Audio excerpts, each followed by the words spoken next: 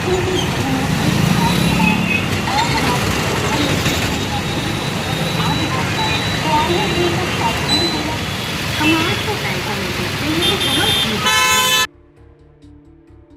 कंपनियों को भारत सरकार की नई मोटर वाहन एग्रीगेटर गाइडलाइन से बड़ा झटका लगा है। केंद्रीय सड़क परिवहन और राजमार्ग मंत्रालय ने मोटर व्हीकल एग्रीगेटर के लिए दिशा निर्देश जारी किए हैं। मंत्रालय ने राज्य सरकारों से इसे लागू करने को कहा है। इस नए नियम को लेकर ईटीवी भारत ने कैब ड्राइवर्स और जानकारों से बातचीत की। सबसे पहले इन नए नियमों के बारे में जानते हैं। 27 नवंबर 2020 को केंद्र सरकार ने मोटर व्हीकल एग्रीगेटर के निर्देश जारी किए थे। इसके अनुसार कंपनियों को राज्य सरकारों से लाइसेंस लेना होगा। यात्री और ड्राइवर की सुरक्षा में लापरवाही पर लाइसेंस होगा निलंबित। हर ड्राइव पर ड्राइवर को 80% किराया मिलेगा। कंपनी खाते में किराए का 20% जाएगा। यात्रा रद्द करने पर अधिकतम चार्ज 10% होगा। कैब ड्राइवर यात्रा कैंसिल करते हैं तो उनके खाते से 10% रुपए कटेगा।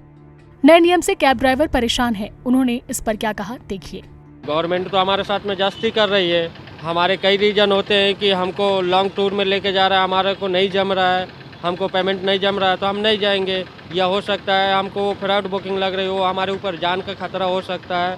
तो इस कारण हमारे ऊपर ज़बरदस्ती गवर्नमेंट कर रही है, केंद्र सरकार। पूरा फेयर घटा दिया, वो भी बता दो। और फेयर का जो है तो फेयर तो दे ही नहीं रही है। ओला कंपनी जो हमारी है ना हमारा सपोर्ट कर रही है। छत्तीसगढ़ एयरपोर्ट में पूरी धांधली चल रही है। हम अपने हक में लड़ाई लड़ते हैं, कंपनी हमारा सपोर्ट नहीं करती है। बोलती है एयरपोर्ट ही नहीं जाओ, नहीं तो कस्टमर को पिकअप करो। तो हम लोग बिजनेस करें तो क्या करें, आग लगा के गाड़ी छोड़ दे। भैया जब बुकिंग आती है हम लोग की, हम लोग जाते हैं कस्टमर के यहाँ, 2.5 किलोमीटर 3 किलोमीटर डिस्टेंस दिखाता है। जब कस्टमर के घर पहुँच जाओ उसके बाद वो लोग बोलते हैं हम लोग 4 लोग हैं, 5 लोग हैं, राइड कैंसिल कर दो। अब वो लोग राइड कैंसिल करते हैं, उसके बाद रीज़न डाल देते हैं वो लोग कि ड्राइवर को खांसी आ रही है, उसका मास्क नहीं लगाया है, उल्टा सीधा रीज़न डालते हैं। ओला वाले हमारी नहीं सुनते, सिर्फ कस्टमर की सुनते हैं। और कहीं भी जाओ फेयर बहुत कम आता है।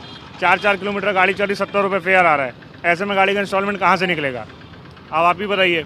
और क्या क्या परेशानी हो रही है? अभी तो बहुत सारे इशू हैं भैया। पेपर भी कंप्लीट नहीं है किसी गाड़ियों के, सब पेपर फेल है। अभी तो पेपर की डेट बढ़ गई, उसका कोई दिक्कत नहीं है। गाड़ियों की इंस्टॉलमेंट नहीं निकल पा रही हमारी तो अभी। जानकारों ने बताया कि आम यात्री को कैब के नियमों की जानकारी नहीं होती है और जानकारी न होने से कई बार वे अपनी और कैब ड्राइवर दोनों का नुकसान कर बैठते हैं। सर नियम तो ऐसा है कि कोई भी नियम जो सरकार बनाती है उसकी जानकारी सरकार अपने तरफ से देने का भरपूर प्रयास करती है जनता को। लेकिन कई बार ऐसा होता है जब तक इंसान को उस नियम से तकलीफ नहीं होती तब तक वो जानकारी लेने का प्रयास भी नहीं करता है। तो मैं तो ये बोलूँगा हर नागरिक का एक परम कर्तव्य है कि सारे नियमों को जाने। शिक्षक विनोद पांडे कहते हैं कि ड्राइवर्स और यात्रियों की बेहतरी के लिए ही ये नियम बनाए गए हैं। इन नियमों को सभी को समझना चाहिए। और सब चीज़ें हमारे वैलेट से ही करते हैं, हम ऑनलाइन ही ज़्यादातर करते हैं। तो मुझे लगता है कि लोगों को जागरूक होना चाहिए और अध्ययन करना चाहिए और उसको जानना चाहिए, क्योंकि इसी में से धोखाधड़ी भी होती है। कई बार ऐसा होता है कि हम पता चला अपने कैब के ऐप को हम लिंक कर दिए बैंक से या किसी ऐप से, और पता चला कि हमारा पैसा भी कट गया और हम नगद भी, क्योंकि एक वारदात मेरे साथ हो चुका है दिल्ली में। बहरहाल कैब ड्राइवर से नियमों से खफा हैं। उनको इससे नुकसान होता हुआ दिख रहा है। वे केंद्र सरकार को जमकर कोस रही हैं। वहीं जानकारी से सभी की बेहतरी के लिए बनाए गए नियम बता रही हैं। जानकारों ने उपभोक्ताओं से नियमों के प्रति जागरूक होने की भी अपील की है ताकि किसी भी तरह के फ्रॉड से बचा जा सके। अभिषेक कुमार सिंह, ईटीवी भारत, रायपुर।